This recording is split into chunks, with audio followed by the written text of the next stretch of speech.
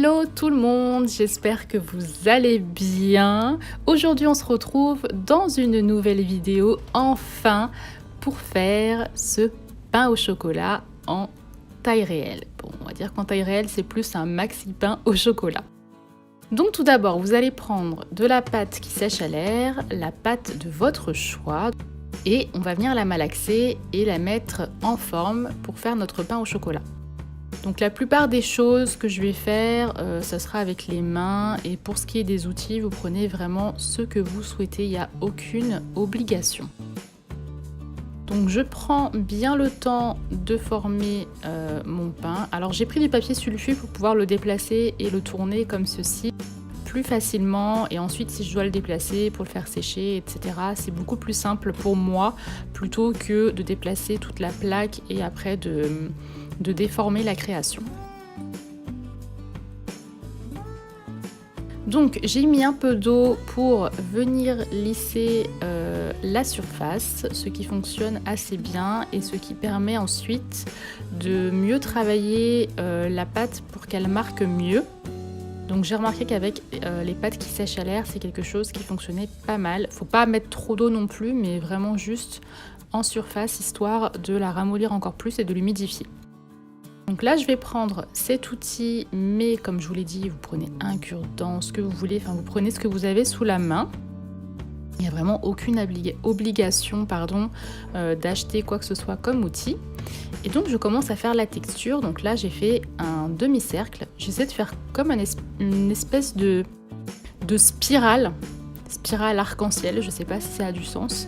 Prenez une jolie photo d'un pain au chocolat qui vous inspire pour vous aider et allez doucement, faites les traits comme moi, petit à petit. Donc on commence tout d'abord par marquer et ensuite on viendra plus travailler la texture. Donc là, je commence à appuyer un petit peu plus, à donner plus de relief au pain au chocolat.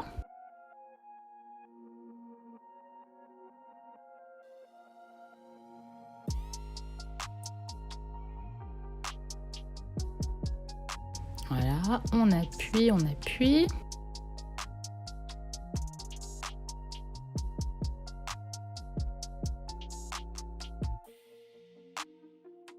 Donc un dotting tool, un cure-dent ou quoi que ce soit fera l'affaire.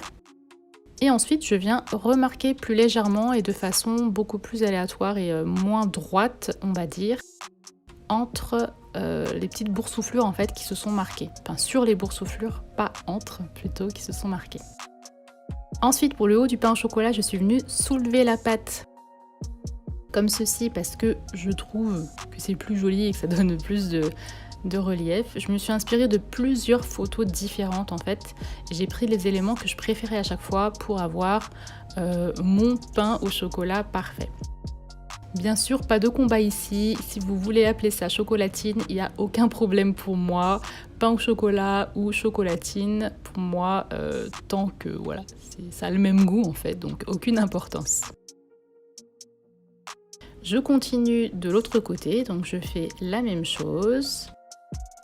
Donc on commence toujours par tracer, ensuite on vient marquer davantage les creux. Donc là où on est venu tracer.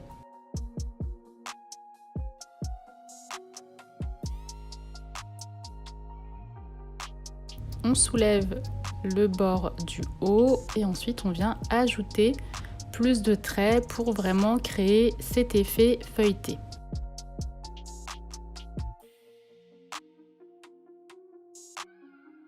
Ensuite, je viens prendre des petits morceaux de pâte que je mets en ovale pour faire les morceaux de chocolat.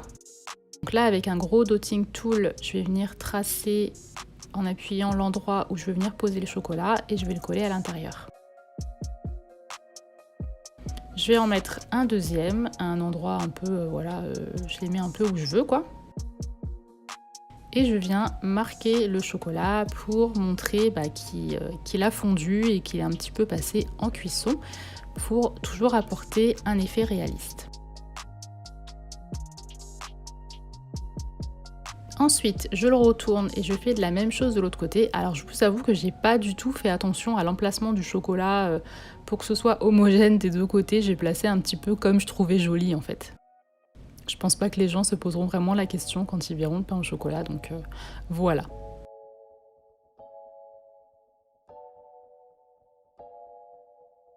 Donc je viens texturer légèrement.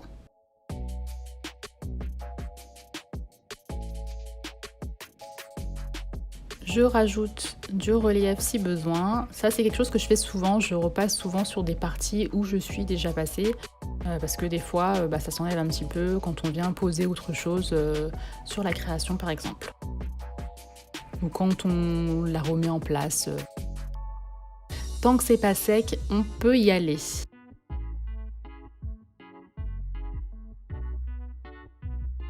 J'ajoute un petit peu plus de relief aléatoire pour que ça fasse vraiment pain au chocolat.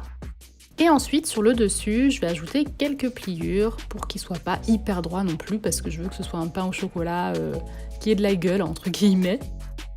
Donc avec mon petit doigt, je viens tracer plein d'endroits comme ça pour apporter un petit peu de côté moelleux à ce pain au chocolat, qu'on ait envie de croquer dedans et voilà, qui paraisse moelleux et croustillant. Ensuite, je prends du papier sulfu que je mets en boule et que je viens rouler comme ça partout sur le pain pour apporter de la texture encore une fois.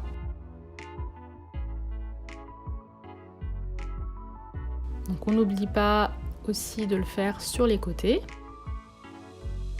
On passe pas évidemment sur le côté feuilleté que l'on a fait. Et après, je viens faire une petite mèche comme ça pour appuyer et ajouter encore plus de texture. Donc là, je remets mon pain au chocolat bien en place.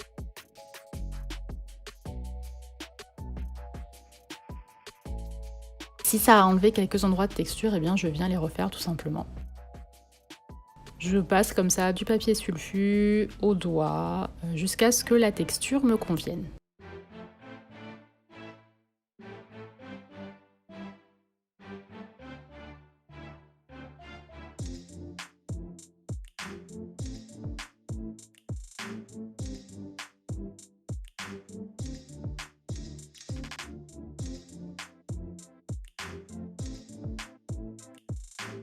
Voilà ce que ça donne. Et ce pain au chocolat, on va le laisser sécher au moins 24 heures dans un premier temps. Après, tout dépend de la pâte que vous utilisez.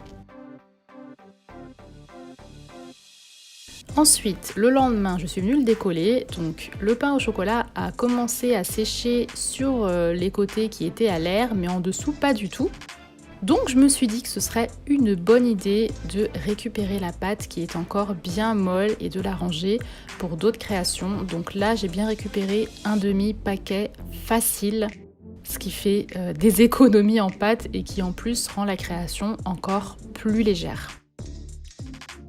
Donc avec un couteau, je suis venue enlever l'excédent. Donc la pâte à l'intérieur est vraiment neuve, elle n'a pas du tout séché. Par contre, l'extérieur a déjà bien commencé à sécher et ça me permet vraiment de vider en fait la création, de récupérer la pâte dont j'ai besoin pour un autre projet. Et voilà, je remets tout en place et c'est juste nickel.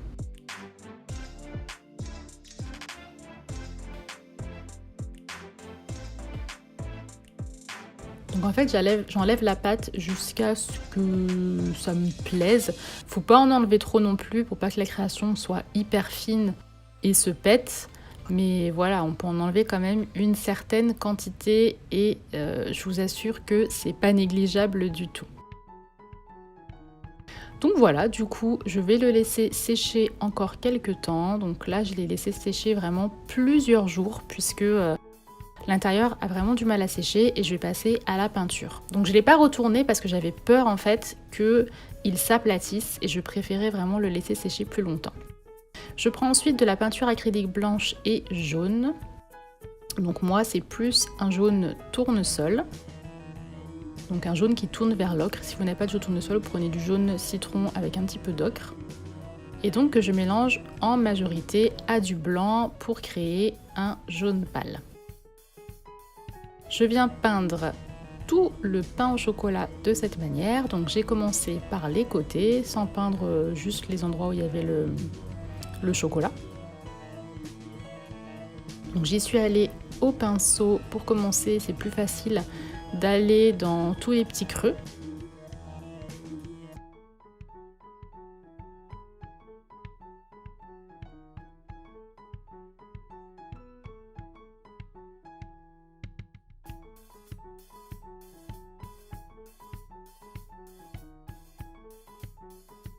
Et ensuite, avec une éponge, j'ai posé la même couleur sur tout le reste du pain au chocolat. Donc seulement sur l'extérieur en fait, hein, le côté qui se voit. J'ai pas peint l'intérieur creux, ça n'a aucune utilité. Donc voilà, je viens peindre. Avec l'éponge, ça va plus vite et l'éponge rend une peinture plus homogène et beaucoup plus jolie. Vous n'avez pas de traces de pinceau en fait, c'est ça qui est sympa. Donc je sèche au heat gun évidemment puisque je n'ai pas de patience et je repasse une deuxième couche pour que ce soit totalement opaque. Ensuite je vais prendre de la peinture ocre et je vais commencer à donner du relief et de la vie à mon pain au chocolat. Donc j'y suis allée à tâtons parce que je ne sais jamais vraiment comment y aller, donc en général je vais de la couleur plus claire à la plus foncée. Donc là, avec l'éponge, je viens passer surtout sur les reliefs du feuilletage.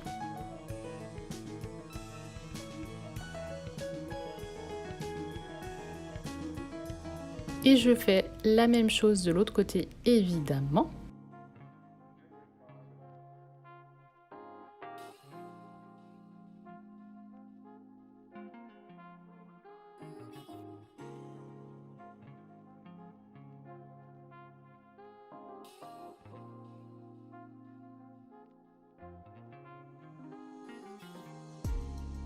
Ensuite, je prends cette peinture Sienne naturelle et je viens passer par-ci, par-là, pas exactement partout en fait, vraiment juste pour donner un côté plus cuit à certains endroits.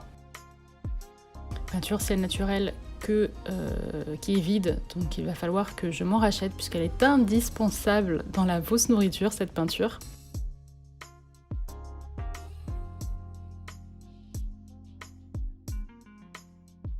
Bien sûr, je fais ça des deux côtés. Et ensuite, avec la peinture Sienne naturelle, toujours, je viens passer partout sur le dessus du pain au chocolat. Donc j'ai dit Sienne naturelle, mais non, c'est de l'ocre, pardon. Je passe dans un premier temps avec l'ocre partout sur le pain au chocolat. Donc je viens tapoter. Et vous allez voir que ça va vous donner un superbe effet.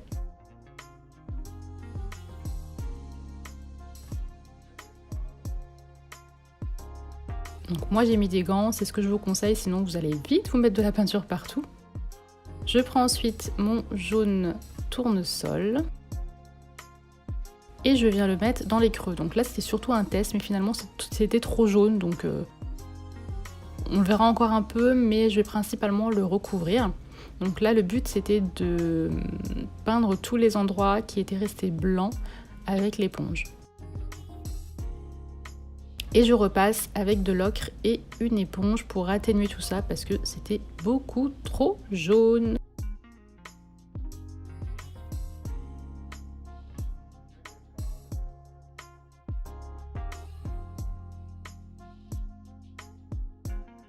Toujours avec la peinture ocre, je viens passer dans les trous là que je trouve beaucoup trop clairs, donc le jaune clair. Même si on le voit toujours un petit peu, c'est l'idée aussi, mais je repasse en majorité dessus. Donc là je prends le pinceau parce que c'est plus simple, comme je vous l'avais dit, de passer dans le feuilletage. Et de temps en temps, je mets un petit coup d'éponge pour ajouter de la couleur Sienne naturelle. Donc en fait, il faut vraiment jongler entre toutes ces couleurs jusqu'à avoir l'effet qu'on veut. Donc là, j'ai ajouté davantage d'ocre. Et là, je passe du cyan naturel pour donner un peu plus de cuisson. Et j'en ajoute aussi partout sur le dessus du pain au chocolat.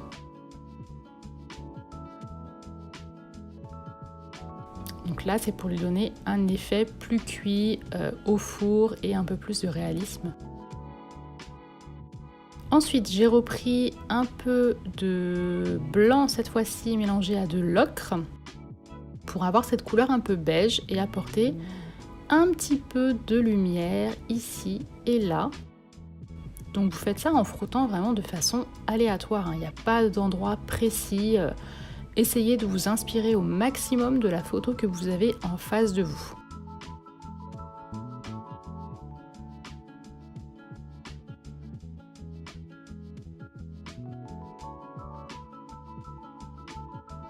Et bien sûr, vous faites la même chose à chaque fois de l'autre côté.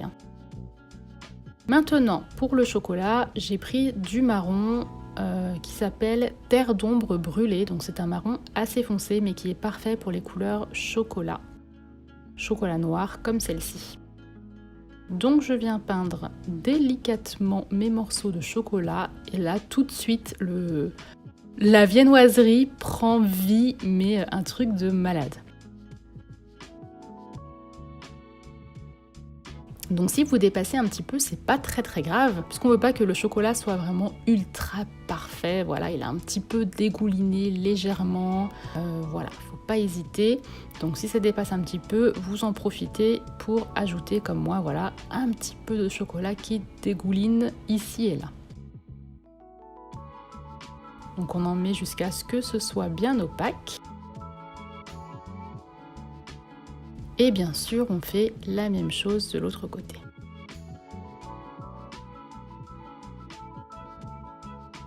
Donc voilà notre pain au chocolat qui pour moi manquait encore un petit peu de cyan naturel, donc j'en ai ajouté. Si pour vous, à partir de ce moment-là, ça suffisait, eh bien vous laissez comme ça. Mais là pour le coup, j'en ai vraiment ajouté principalement sur le dessus pour faire un espèce de dégradé en fait de cuisson.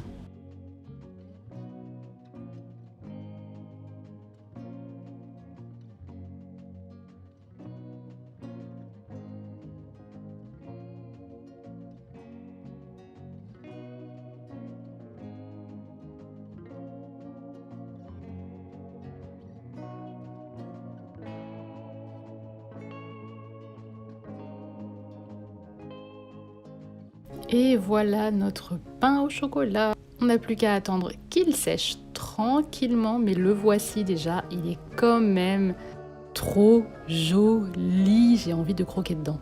Mais je peux pas, c'est une décoration.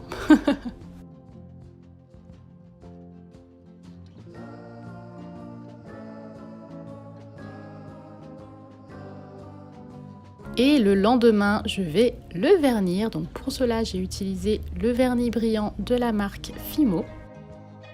À la base, je voulais m'acheter du vernis d'extérieur à Castorama, mais les magasins ne sont pas encore ouverts. Donc j'irai dans la semaine, quand il y aura moins de monde, parce que j'ai pas envie d'y aller quand tout le monde va se jeter dans les magasins.